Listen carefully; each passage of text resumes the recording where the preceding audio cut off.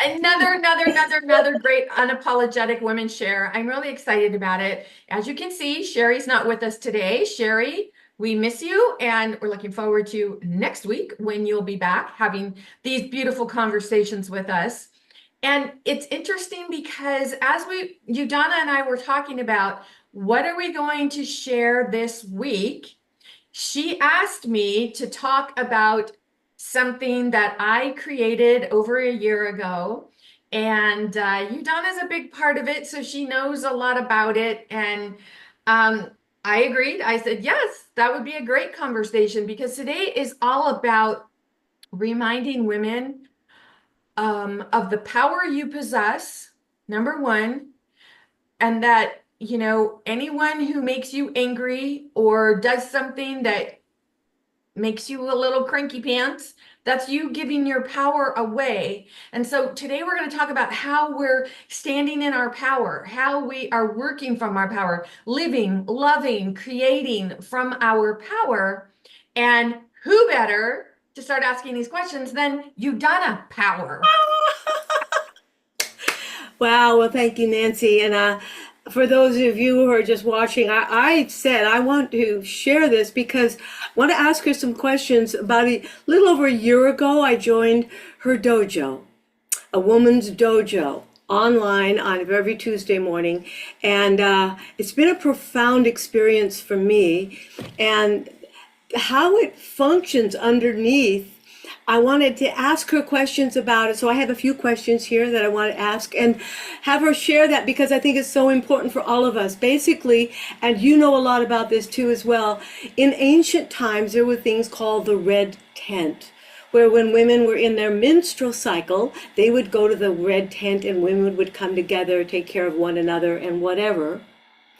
We don't have red tents anymore, but what's been happening is women get to come together in Nancy's dojo to take care of one another, to empower one another, to take a look at what I feel is really important. The culture we live in, like fish. We're swimming in water. And if you have the little, you've seen the little cartoon, one fish says to the other one, what's water? Okay? We're looking at what we've been living in and what women have been living in for 3,000 years. And how I believe women are the doorway to heaven. And my favorite word in the world, I say it all the time, is fecundity. And I invite you to look it up in the dictionary. It means production, creation, more stuff, growing things, crops, everything. Women are fecundity in the world. And they've also been called by Dr. Gabor Mate, very well-known MD and author, the stress absorbers for the family and the stress absorbers for the entire society.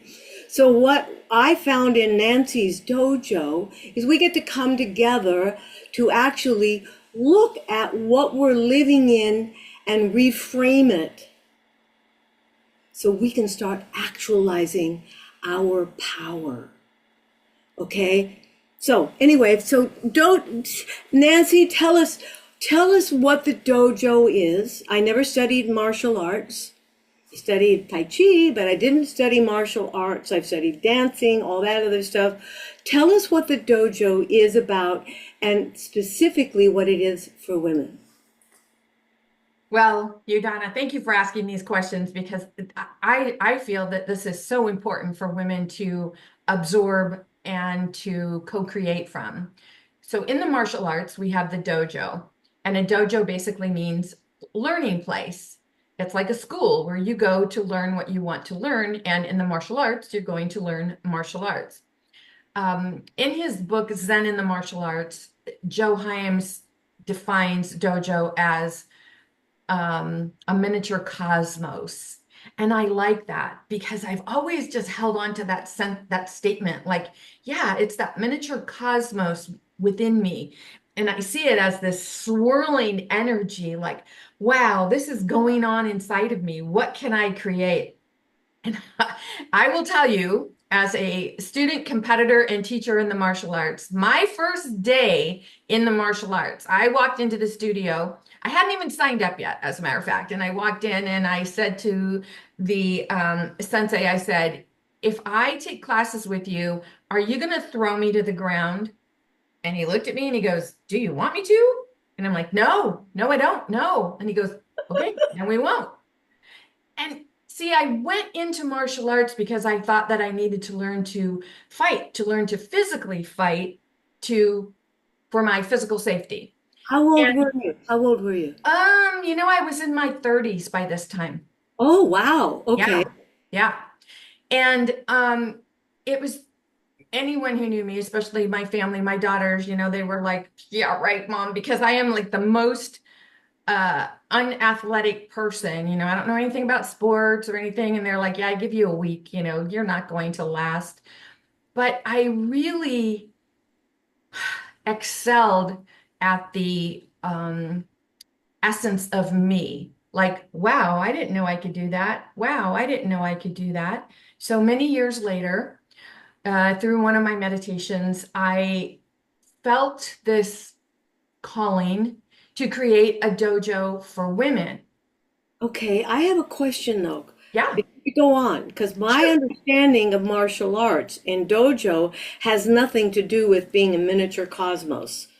My Oh, understanding is like you, someone's coming at you, you don't resist them, you redirect their force. You develop ways to go, or use their force to.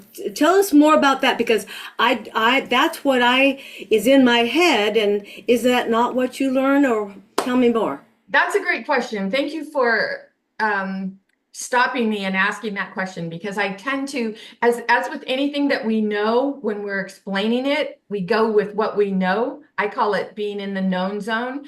Don't Google that; it's a Nancy word. But so it's like I know this to be true. I know this to be accurate, and we speak based on what we know. So when I talk about the miniature cosmos, that inner cosmos, that it's that swirling energy within me. So, you know, I think of myself as two people. Nancy before going into the studio, the dojo for the very first time, and Nancy after she walked through that door the first time and shakingly wrote out the check for her first month.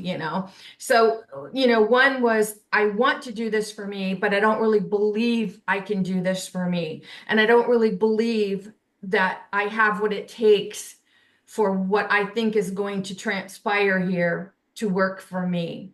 And you were going because you were in your 30s and you were resisting. You were getting attacked or whatever. You were afraid of being attacked, right? Yeah, well, growing up, I kept many secrets about the mental, physical, verbal, and sexual abuse by the age of 12. So, my mindset, my experience of life was, always having to fend certain people off in my life, whether it was at home or in the workplace. It was that feeling of not being safe, that hypervigilance, that wondering, like, where do I have to keep myself small so no one's going to, I don't know, pick me out of a lineup, so to speak, and force me to be something that I don't think I'm ready to be. So, Just okay. FYI, I've experienced that and had a lot of resistance in my life and being when I was young and really beautiful, and it was always the vigilance factor and not knowing how to, not having tools to deflect it, even if somebody was there telling me what I had to do, blah, blah, blah. Anyway, so I think a lot of people relate to that. So you ended up in the dojo at 30. Well, and you know what you Yeah, said in there, your Donna, 30s. it's really important what you just said. I'm gonna take that right there because I'll just say like teenage years. We're growing into our sexuality, we're growing into our femaleness, and we want to, I don't know, practice with makeup and like, oh, well, how does this make me look, or different kind of clothing or dressing different. So we want to call attention to ourselves because we want to start our own inner cosmos, right? We're trying to figure out like, who am I? What can I put out there? But at the same time, when we're putting all of this energy of who we want to be out there, we also have to think about what we're attracting. And for many women, that means we attract unwanted attention, and then we have to find a way to combat that. Right. And so it keeps us from raising our hand and saying, I can do that, or raising our hand and saying no, or even knowing that no is a complete sentence, or we feel obligated to do more than we want to do. And it just, it keeps growing. And everything always comes back to self. How do I want to show up? I want to dress like I want to dress. I want to show up like I want to show up, knowing that I am safe. I want to add one more thing to that, look very quickly, because I want to go on. Is it there's this energy and this strength that comes up? It's eros, or is this power in your body that's vital, and you start feeling sexual or something. And I had no clue what that was having on men or kids. Nobody talked to me about that.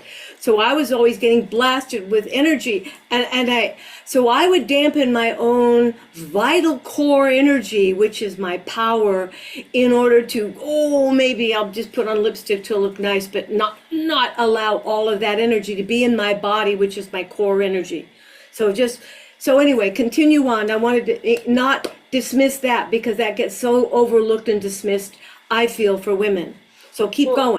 And you're absolutely right. I mean, think about like this, we're wanting to put this out, but then maybe our parents or teachers or whoever, is telling us what we're supposed to do and not supposed to do, they're telling us that we're wrong in following how we actually feel from inside and wanting to experience. Like, I have this feeling and I want to experience it. I want to know, what does this mean? What's emanating from me? Mhm. Yeah, and so then when something happens that we don't want to happen, when we have an experience that we don't want to have, or maybe we are victimized by another person, now we start to have doubt about ourselves. And, victimization, it could be victimization in a sexual nature, it could be victimization at work, where you're being pushed down, held down, not recognized. Victimization comes in all kinds of forms. And of course, it's our definition of victimization based on how we feel. Now, that's one thing when you're a teenager, but as we grow up and we carry those feelings and emotions with us into adulthood, we don't realize that that energy, that vibrational frequency is something that we are still emitting and we're taking with us into our careers and into our relationships and marriages and our parenting skills. And it's with us everywhere, in everything. Yes. So in the dojo, what happens about what you were talking about, how to deal with, quote, not resistance? What is the other part that in martial arts that I think is so spectacular that I'm barely scratching the surface of learning? Well, in the martial arts dojo, we learned a technique called a parry. And a parry is basically when you step off and step back out of the way of oncoming force, and you redirect that force so that it bypasses you. So, as an example for that, let's say someone's coming at you to punch you. You can step off in a certain way and then just maybe grab their hand and redirect their force. So instead of them actually connecting with you, they go flying in another direction. And that's something that has always stuck with me. I'm like, wow, if we can do that with a physical being, we can also do that with thoughts. We can do it with emotions. We can do it with anything. And basically I'm sure many people have heard, what you resist persists, Right. meaning like if you continue to resist a vibrational frequency or a person bugging you, or you resist anger, you resist, whatever it is that you're resisting, that you're trying to stuff down, or something that you're keeping a secret and you just don't want to talk about it, the more you resist it, the more it persists. It's going to pop out in other ways. It's going to pop out in disease in the body. It's going to pop out in your relationships and how you show up in the world. And as I thought more about that, I my business started in 1998 when I was teaching women self-defense. And I started teaching this method of parrying, not just for the physical, but for the mindset work that is so empowering for us. And as women were really glomming on to that, that's how my business transitioned from the self-defense classes, which is the physical, to the work that I do today, which is the non-physical, the mindset piece. And then as the idea of creating an online dojo for women started coming to me, I'm like, yeah, we could take all these concepts and we could attract women to this group online and remind ourselves, because we know this, we know it, but there might be some deep-seated belief in us that tells us like you can't do that, or your life is the way it is because there's nothing you can do about it. So every week I pick a topic and I meditate and I say, what is the topic for this week? I meditate and I pick a topic, and then from there we have a conversation around the topic, and everyone who attends that week has input about that particular topic. And, I've got women saying that I look forward to this every Tuesday because, it gets me through until next Tuesday. And this is why women keep showing up for this. Well, I personally have had the experience of you addressing a topic every week that always goes, oh, just in time. So getting the information is one thing, and then being able to be with a group of other like-minded women who are going, oh, and being able to take this information that's invisible, Yeah. but ahawing, and being able to share my ahas, because oh my God, light bulbs go off, and then hearing other women share their ahas and seeing the light bulbs go on all around, something happens there. And I liken it, but I'd love you to share more about that. I liken it to what they call a morphogenetic field. There's fields of energy. Everything is energy and frequency. And when you see those little tiny birds, those little things called starlings, and you see them go flying in the sky and they make beautiful shapes, they're not looking at each other saying, which way are you going next? It's a whole field of energy that's carrying them. And the same like with the school of fish, small fish. I mean, they're called morphogenetic fields or morphic fields. So it feels like we're generating that, and with the hearing this woman articulate her ahas and this woman articulate hers, and we're all like sharing, we all seem to light up. And I just would love you to say more about that as part of, because we're all getting imposed upon by the culture we live in. Oh, girl, you got to go do this, and you got to finish that, and you got to take care of that, and you don't have time for yourself. No, everybody was going to go to sleep. Now you got some time to yourself, but just clean up and clean up and clean up. We don't have time to just go. So anyway, speak to that. I've said a lot, please, but there's a lot that we deal with. So I want to share what you think about the dojo in terms of this as a powerful resource for women. Well, I think one of the important things to remember is this isn't a group where women get together and complain, because especially now, there's a lot going on in society, and especially it's all over the world. It's not just in the United States, it's all over the world where women are being oppressed and women are looking for a different way to show up in their divine feminine energy.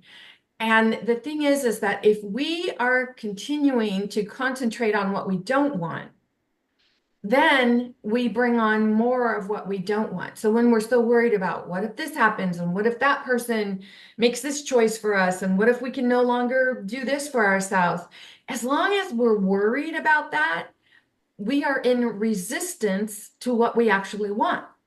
So at the dojo, we're having conversations about this is the way we enjoy life.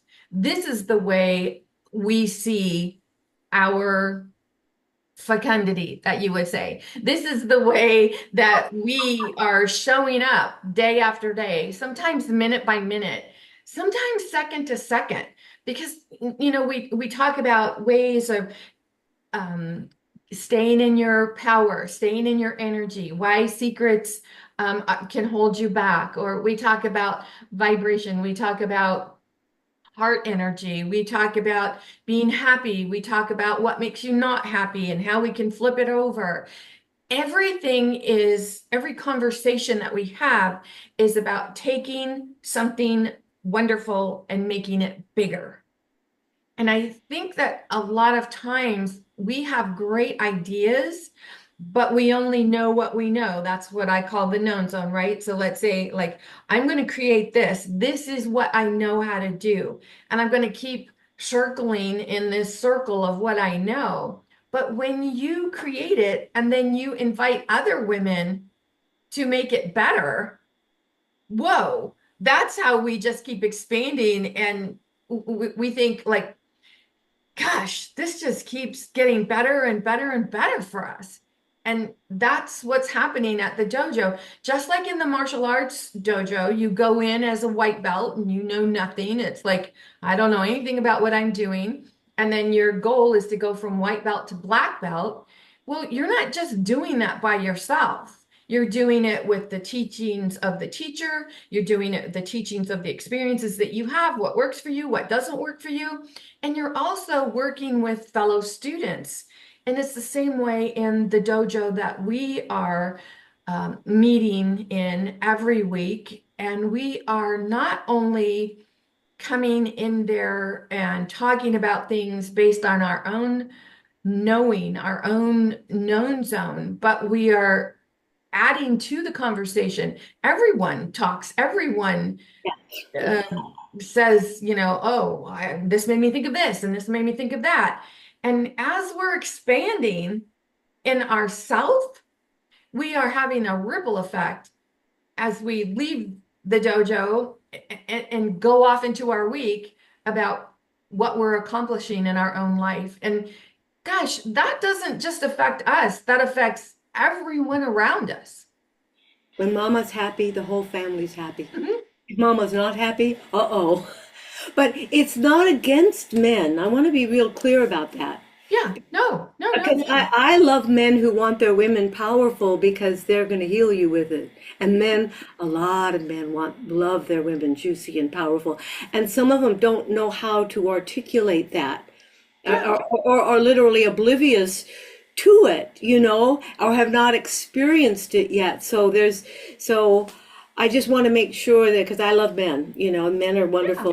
I really enjoy, And it's I, not about, women have always found a way to co-create. You talked about the red tent where women go off and they have babies in the red tent, or it's that time of the month for them, and they learn from each other, they have conversations.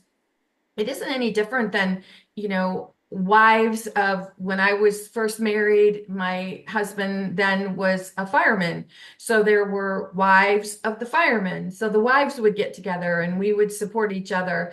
Um, Women have always found ways to get together and co-create, whether you have moms groups, whether you have career groups, whatever group you have.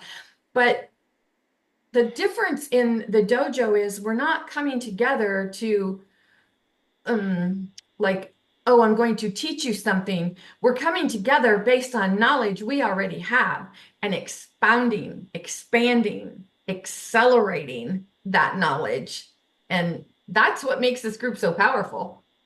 growing into it, having it provoke our own openings, and wow, ooh, I get goose pimples all over when you talk about that. You mentioned something earlier, Udana, when we were talking. You said everything comes through people. Oh yeah, yeah. And whether it's now, obviously, we must understand our own authentic self and what it is that we truly want out of life and how we are in alignment with our true self. But everything then comes through people, right? So Someone loves you. That love comes through someone and you enjoy that. Or money from your client comes through from them to you and you enjoy the life you're living because of something you're giving, something they're receiving, then they're giving back and you're receiving. So we're always receiving. It's that receiving, sending out, receiving, sending out. And that is the energy that creates so much happiness in our life. It was interesting this morning. I was sitting on my patio and I had a cup of tea and I was just sitting there, and the faintest of breezes just kind of washed over me. And I had a thought that I hadn't had, I don't think ever. I was like, oh, that is so interesting. I never thought about how when a breeze just kind of washes over you, it doesn't just keep like, unless you're in a tornado or something, just like keep pushing you or whatever, but it's this breeze that flows over you and gives you an opportunity to say, thank you, I really enjoyed that. Much like the wave at an ocean, right? When you're at the beach and the surf comes up and then it goes back out. It's that ebb and flow. And when we can have that ebb and flow together, now, we are no longer in resistance for anything that we want to receive. So we're putting out gratitude, we're bringing in more gratitude, and it just keeps flowing. And that's a fabulous, happy way to be in existence every day. Yeah, and something I discovered actually last year, I was finishing up a book I was working on called The Anatomy of a Miracle. And it occurred to me, it was so profound. I had to stand up in the middle of the night, and then I literally walked around my house for about a day and a half to grok it, because I've been trying to push on the door mark pull, thinking it would open. What we do is we step back and the door opens easily. We Mhm. have to learn how to do that instead of pushing. So, but what occurred to me was that our loving grows us into all we can be, and our receiving love back nourishes us so we can grow some more. But it's very important that we get to love and enjoy our loving. And you said something about looking people in the eye. When we look at someone in the eye, I just had that experience, what was a couple of days ago, going with somebody to IKEA. No, this is wrong. All this other stuff. And I said, no, let's just look out and hold the feel. And what am I to do now? Hold it and wander in, and looked at a woman in the eye, and she was lovely. Oh my gosh, yes, sit down. Spend an hour and a half. And, lots of things happened. Now, in looking at people in the eye, you know whether they're loving you and telling you the truth. And there's other people that are just, hey, yeah. I mean, I've looked at all the videos online about narcissism and covert narcissism and all that. So, but our good comes through people, and our loving empowers us, and it grows us into next stage Udana, into next stage Nancy, into next stage whoever you are. Your loving is what empowers you. And I realize when I encounter somebody who says, well, I'll give you this, but I'm going to diminish you and make you small in order for you to get that thing. I used to fall for that a lot, thinking I had to be beat up to be helped. Hmm. And no, I mean psychologically or verbally or emotionally. That's not true. I just want women to really understand that. And this is one of the things we're talking about. So what your idea in the dojo, coming back to the quality of how we empower one another in the dojo, to see some of these automatic things that get reflected to us and have been in our culture for about 3,000 years, that we don't have to fight with them. We don't have to dance with them. We get to go, oh, bye.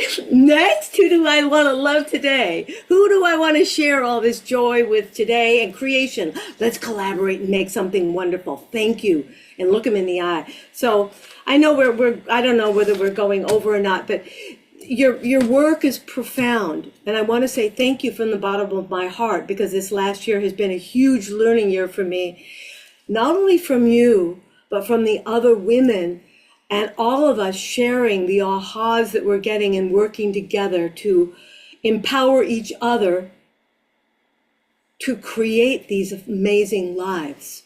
Thank you. And you know what you were saying about your trip to IKEA with a friend and how your friend was in a bad mood and Bumpy, bumpy. not seeing the positive, and you are the opposite, the flip side of that, right? You're the contrast of that. You knew that, by looking someone in the eye and saying, this is what we're looking for, you were going to get your needs met versus walking in and being grumpy like your friend was and thinking, there are no answers here. I don't even know why we're wasting our time type thing. Now, also, I see this as you are being your authentic you. You really know, like, that doesn't keep me in balance with my true self. When I go to somewhere with this person and they are pulling me in this direction, that's not who I choose to be. And very often, women today are being given the choice. Like, do I want to minimize myself? Do I want to continue to be with this person who is an angry bird? But we're also having to make choices. Some of us are at an age where we're caregivers for one or both parents, or maybe even a caregiver for our spouse. And we're put in this situation that we could not have known years ago what this situation could be, or even how we want to show up in this situation. And because of this, now we're saying, okay, how do I continue to be my best self, to stay in alignment with my true self while I'm experiencing this and experiencing it to the way that is empowering me the most. And these are conversations that we can have at the dojo where we might say, gosh, presentation that we're talking about today, it was like the perfect thing that I needed to hear today, because I've been trying to ask myself, how in the world am I going to work this out? And then something that we talked about in the dojo clicked, and right there was our answer. There's so much power in the collective. There really is. Right. Exactly. Exactly that. Oh, I didn't know I could do that. Oh, I didn't know I could. And it's fun. It's easy. Yeah, Anyway, because, it's yep. like I said, we create from in this sphere that this is our known zone. This is all we know. And Look her we up think in. we're showing up at the dojo to hear a specific topic, when really, the more you go, the more you know, like, I don't know what I need to hear, but I know it's going to be something that's going to answer a question I've had. And maybe you don't even know that you've got the question. And this is how the universe works. The universe is always like sharing this information with us, but some of us are so stuck in our known zone that we don't allow it in. We don't see it. We don't recognize the signs. And because we keep ourselves down, constricted, or hypervigilant, we are not being everything that we're here to be. And the point is to grow into everything. Yeah. Keep You know, blooming. this is fun. Exactly. Thank you. Thank you. Yeah. Donna, thank you for asking me about this, because it is one of the things that I am so excited about. And I'm so happy, like, you show up week after week after week, and you are such just like a powerhouse in there. Yeah, you really have the correct last name, power, power, power. There's so much power in you. And it's so interesting for me to sit back sometime and just listen to the different women have conversations about, oh, you said the right thing. That's just what I needed to hear. Wow, I didn't even know I needed to hear that. Thank you. And this is what it's all about, man. This is like female power at the most, I don't know, powerful that it can be. And because it's never about gender, it's never about trying to prove that one person is better than the other. It's never about trying to fight against something that we're so afraid might happen. It's about allowing, allowing, allowing, stop resisting. And when you do notice you're resisting something, understand, man, that parry, you can just let that resistance fly in the other direction. And then you're like, all right, I am ready for life to bring me something fabulous today. And I am ready to party like purple. I love it. Party like purple. Yeah, Fabulous. The good will come from wherever it is now. exactly. Woo! Exactly. All right. And if any of you want information on the dojo, just check out the description and the link will be there. You can check it out, see if it's something that is in alignment with who and where you are today. And if so, great. And if nothing else, leave us some comments.